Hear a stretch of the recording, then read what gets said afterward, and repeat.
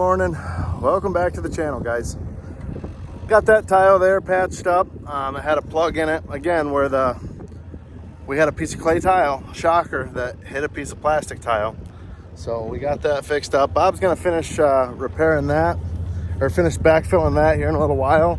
There is another spot up the field here that looked a little darker colored this morning, so we're gonna go investigate that while we got everything over here. It's the neighbor's little Mini there. It's a pretty snappy little machine. There's corn everywhere between here and the dairy, so without trucking our excavator, there was no way to get it over here, and it just didn't make any sense to pay someone, $300 to truck it a mile. So our neighbor was nice enough to let us borrow his Mini. We share equipment back and forth. He uses our bulldozer quite a bit, and he let us use his Mini. Plus, we bought the ground off of him. This used to be his ground. He still lives up here at the top of the hill, so he enjoys tinkering. He's retired and likes playing around with his toys down here. So it's kind of a win for everybody. But we're gonna get these done here. I'll probably go drill the field back by our parlor first, let all this dry out, and we'll come back over this afternoon or tomorrow and go from there. Well, Tyler and Bob are gonna finish that up. We got a call. Caleb's almost done color mulching by the parlor over there, so gonna go get after it here. Kind of feel bad leaving Tyler down there by himself, but orders are orders.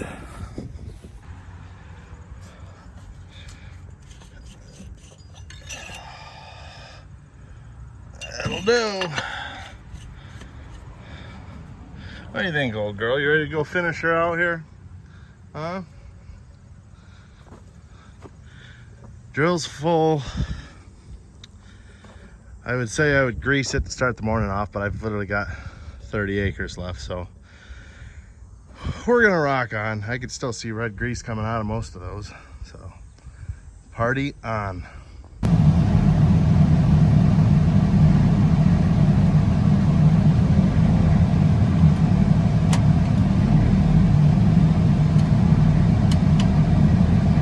Got to make sure you lift it up like this before you go to fold, because those opening discs will pop the tires. So I've been told. I haven't done it, but I don't want to do it.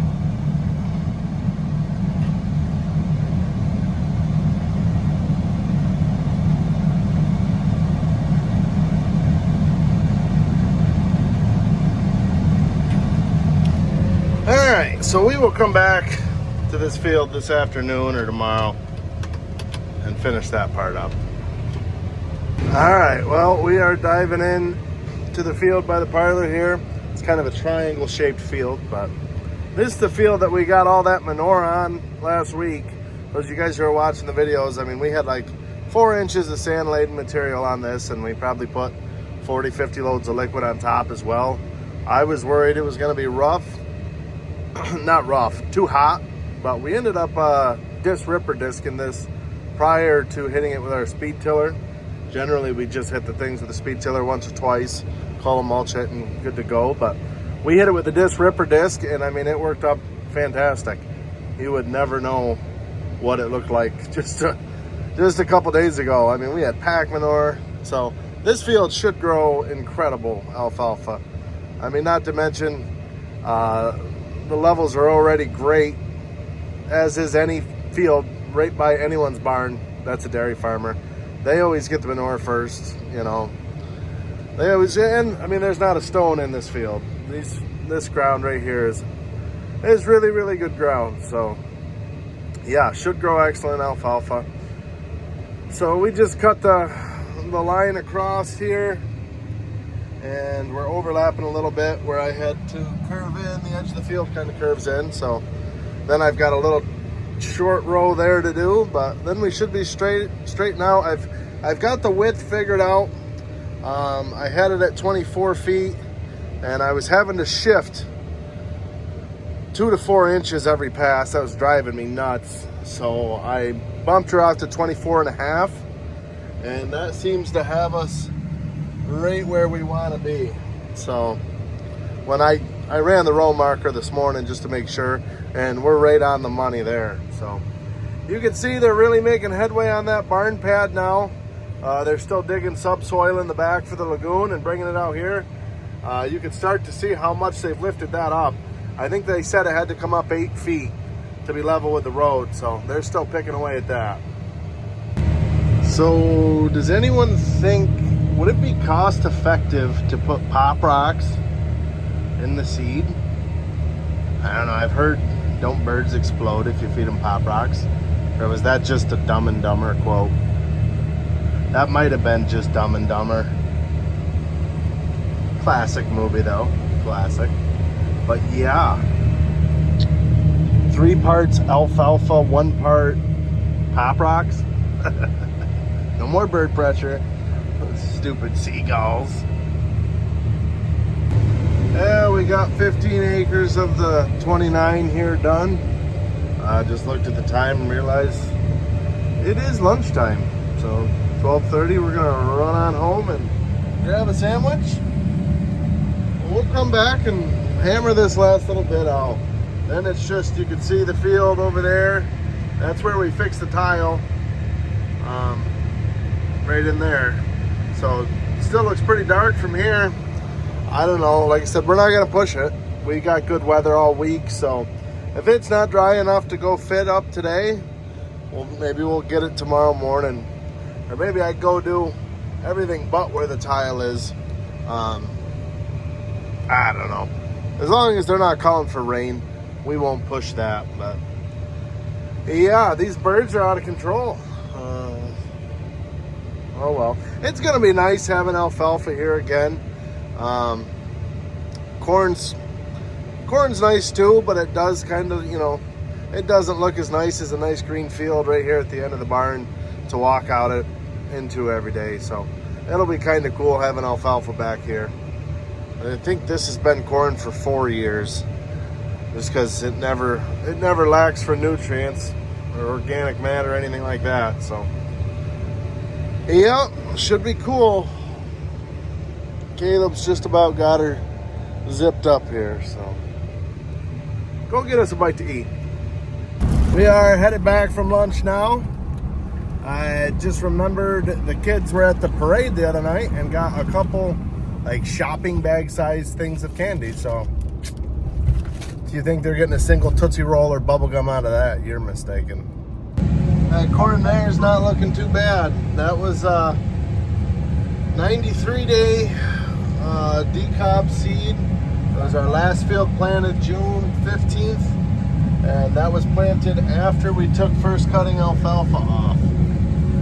Putting some pretty nice ears on, so that's promising. If that's your last stuff, I got a feeling we got just a few short weeks left and we're going to be diving into that stuff cones first. So pretty excited about that.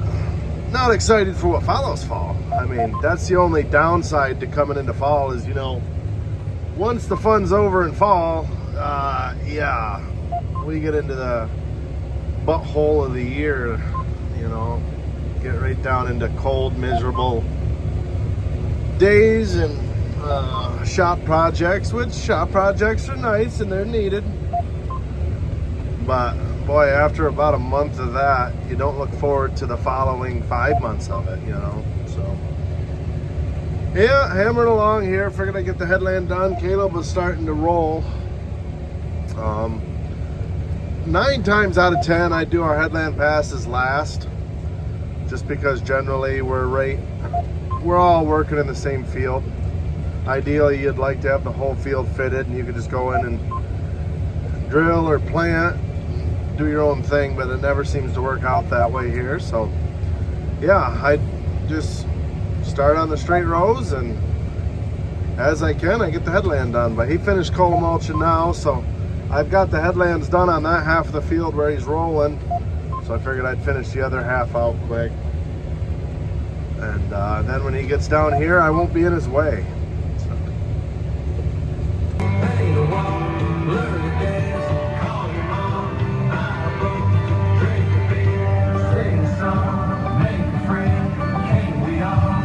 That's something I was going to ask yesterday, but I forgot.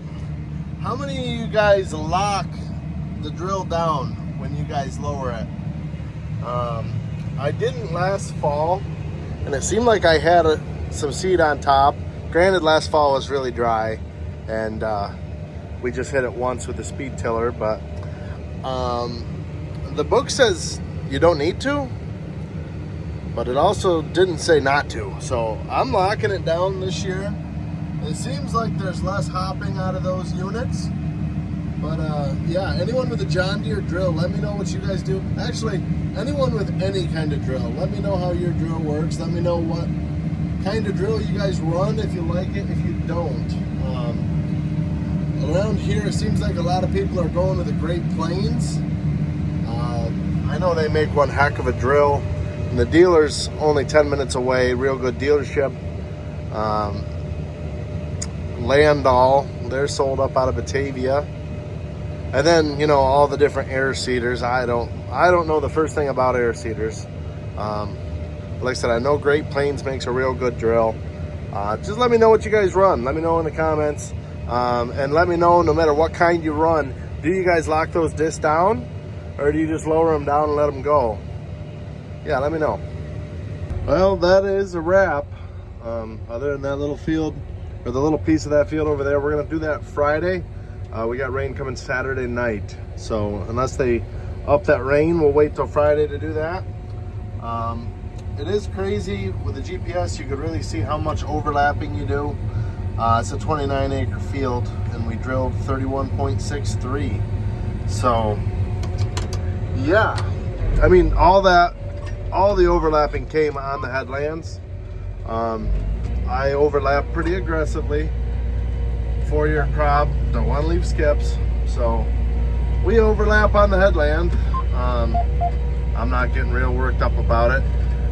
We had to call, I ordered 4 more bags of seed just to make sure we got enough to do that little piece over there, because I've only got 2 bags left. And the drill is probably just about empty. Did the math right before I started taking this clip. Ended up putting down 22.8 pounds to the acre. So, you know, our goal was 20. That's a little heavy. But that's also the acreage based off of our field maps, and not the actual numbers. So it's probably pretty close to 20, but we're overlapping, so we're using more. But all in all, that went really, really smooth. Everything went off without a hitch. And I'll flip that to full. Everything went off without a hitch. Just got to get those couple acres done when that dries out over there. It's a pretty good feeling. Conditions are great. Just the right amount of moisture. You can see he's kicking up dust. So he'll be done smooth rolling here probably 10 minutes or so. And yeah, everything looks great. Really good feeling. So we'll go throw this in the barn. I don't know what else is going on today. As I stated earlier in the video, my brother-in-law and I might try to go out and hit at least 9. I suck at golf, but I do enjoy getting out once or twice a year and looking like a fool, I suppose. But yeah, we'll go see what's up, what else needs to be done. It's only 3 o'clock, so pretty good. Uncle Rob's up here, just kicking any stones in. What a legend. Legend Rob. Hell yeah, Rob. I love the way that the fields look after getting hit with that smooth roller. Everything just looks so clean, so smooth. I think we definitely improved over last year's conditions. Like I said in my previous video, last year it seemed like our seedings were a little rougher than they needed to be, and we were pushed. I feel like we should have had a little more time to pick rocks, but this year I think that worked out excellent. So forgot about the bag of Tootsie Rolls. They're a little squishy. Found a green one though. Love me some green Tootsie Rolls. Hell yeah. I'm gonna end up sick for golf tonight. I just destroyed like 20 of those things. All right, guys, time for the up and up-and-comer in the comedy game, Tyler, with the newest segment of this show that we got highly requested. So here's the joke of the day. Why do cows wear bells around their neck? Why do cows wear bells around their neck? Not sure. Because their horns don't work. So stupid. Well, guys, I just helped breed a handful of heifers. Now I'm in our 10-wheeler. I've got a load of straw on the truck. I'm gonna go dump off down by our calf packs. They just shake straw up in the packs every morning. They're almost out, so figured I'd get them a load dumped off. Generally once a week I go up, well, someone takes the truck up to our grain bin site, and that's where we've got all of our straw stacked is up there. So we get a truckload and bring it down just so they got stuff to bed with every week. Last week we went and got a load, brought it down, and then we got a load and left it on the truck because we knew we were going to be busy. So I'm just going to get this load dumped off so they got enough to get them next week. So other than that, I think we're pretty well wrapped up now. I think I'm going to check and make sure all the tires and plastics pulled back on the bunks. Other than that, I think we're going to get out of here. Brother-in-law got a little tied up at work, so we're going to go golfing tomorrow night instead of tonight. Tomorrow I probably won't make a video. We're going to head back down to the county fair tomorrow, watch my brother-in-law judge, cousin-in-law judge, probably just have a day at the fair. Fair week's always, you know, not always. Generally, you try to kind of take it easy fair week, get down there a couple days. So we're going to head down there tomorrow and have a little bit of fun, I think. See how it goes.